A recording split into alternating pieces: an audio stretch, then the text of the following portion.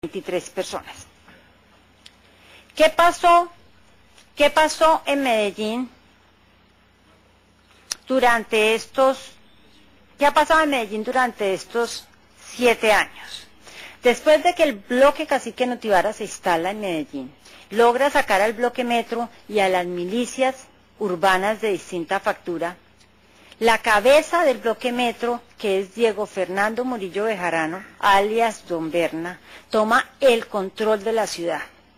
Al tomar el control de la ciudad del paramilitar, los homicidios se desploman totalmente. Podemos verlo en una tabla retomada de la alcaldía y la personería de Medellín. Podemos ver que entre el año 2002 y el año 2007 los homicidios están bajando.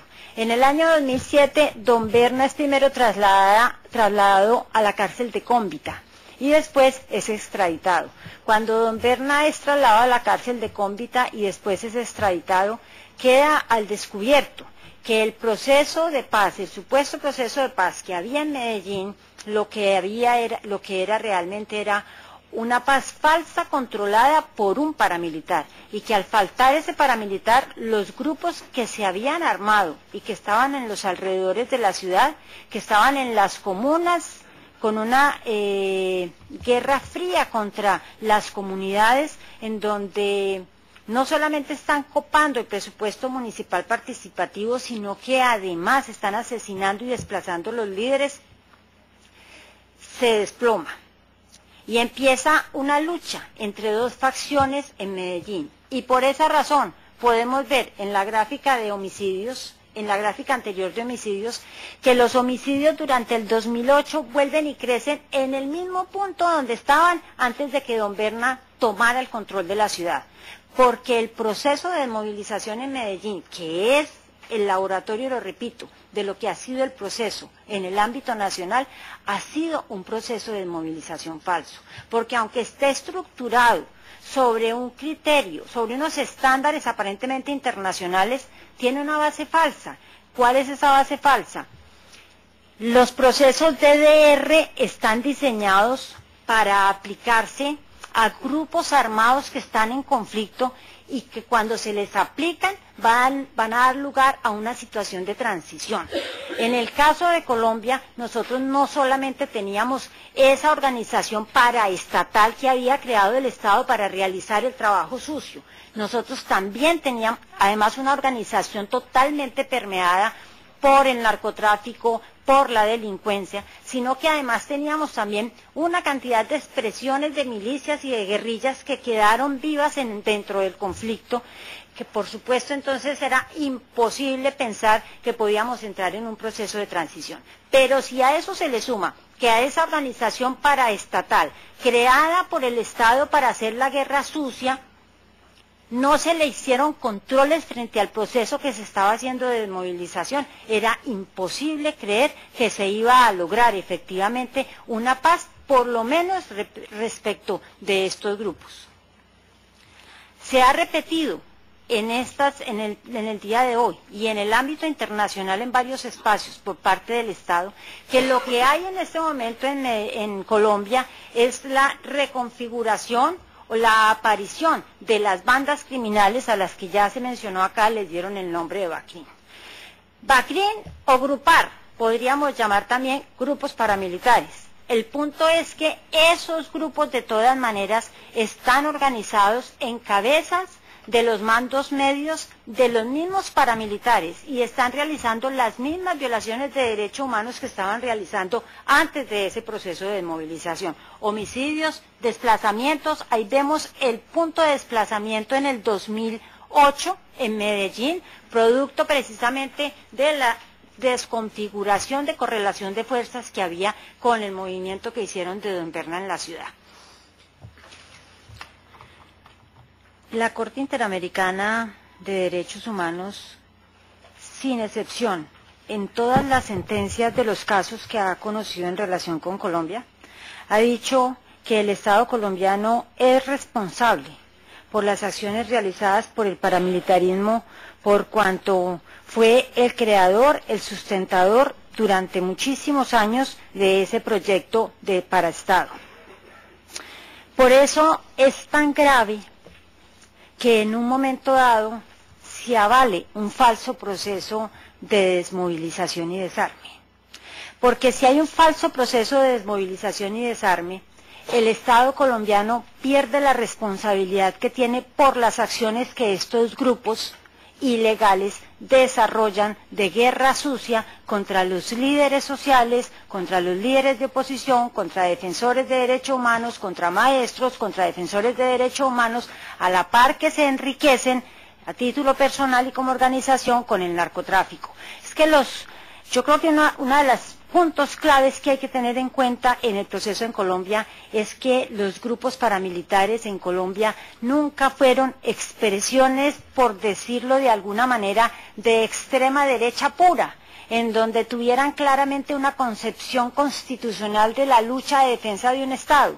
No, los grupos paramilitares en Colombia desde siempre estuvieron completamente mezclados y enmarañados con el narcotráfico.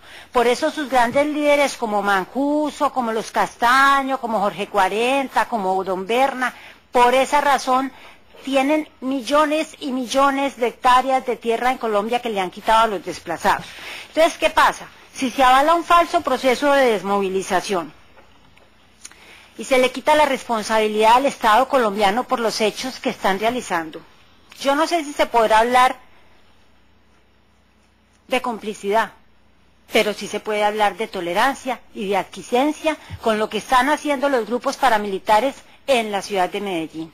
Y hablo de la ciudad de Medellín porque, repito, es el espacio donde nosotros llevamos monitoreando 8 años ese proceso que se está viviendo.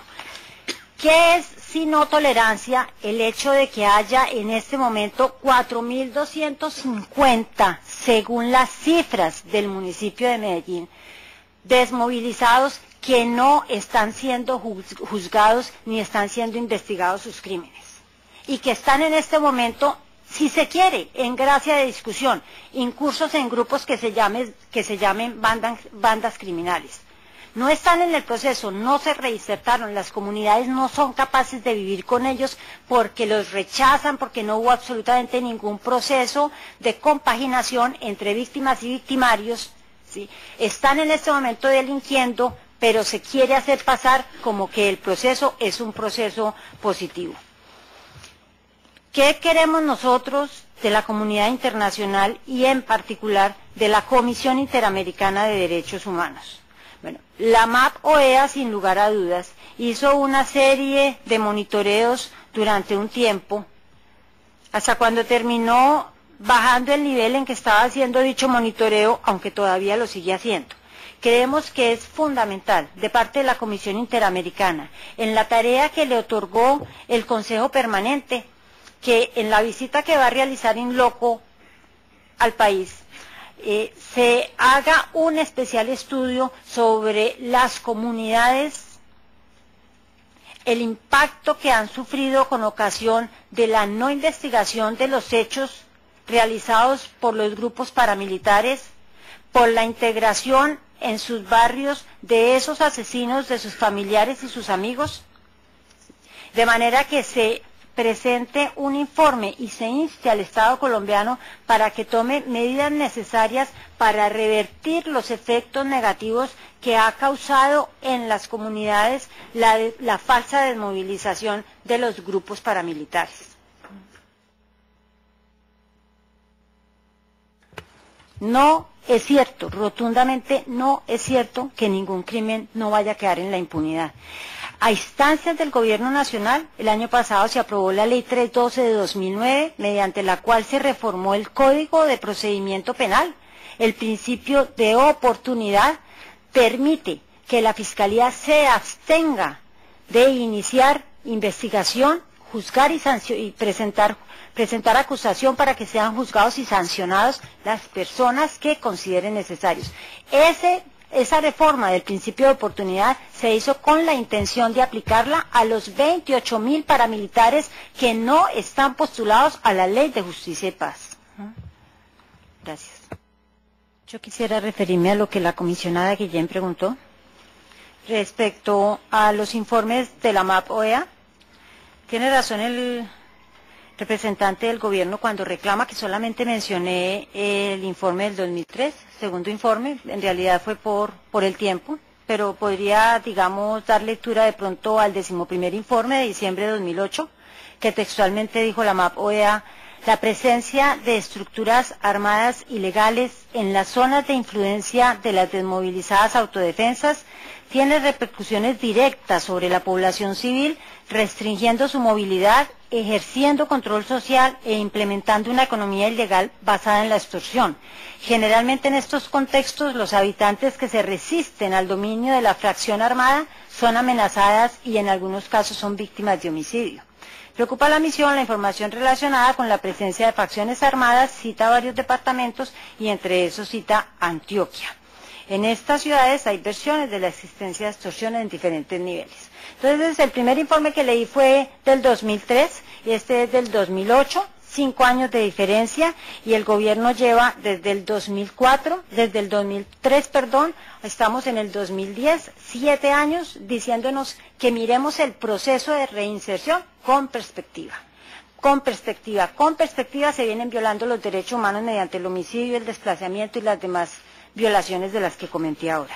Eso por un lado. Por otro lado, el tema de la participación de los desmovilizados en los cargos de elección popular, el gobierno intentó por todos los medios poder dar las condiciones para que a los desmovilizados se les diera el carácter de políticos.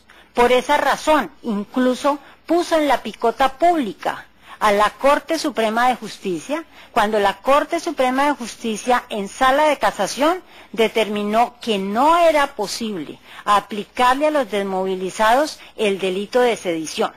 Y el presidente Álvaro Uribe Vélez, que si tuviese tiempo podría leerle las palabras porque las tengo en este computador, dijo en ese momento en todas las cadenas radiales de Colombia que la decisión de la Corte Suprema de Justicia le había creado un problema con los 19.000 muchachos que estaban en la calle y que no iba a saber qué hacer con ellos en ese momento. Y convocó a la ciudadanía a que se buscaran soluciones políticas, ya que jurídicamente la Corte Suprema de Justicia había dado al traste con el proceso de movilización.